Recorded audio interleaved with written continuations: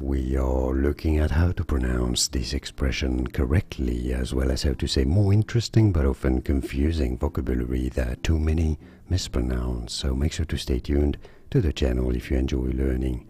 So this is an expression from French, of course. Now in English, it is too often said as Bon Appetit. Bon Appetit. Yes, there is a T at the end, but it is silent in French. In French, for reference, in France, it is said as Bon Appétit, Bon Appétit. So in English, it is to be said Bon Appétit, Bon Appétit, although you will hear it said as Bon Appetit a lot. Literally, it means good appetite, so have a good appetite, or have a nice meal, is what it is used to say. And now you know, Bon Appetit. If you're having a meal, Bon Appetit, enjoy it. More videos for you here to learn more correct pronunciations of more confusing words. Thanks for your support and thanks for watching.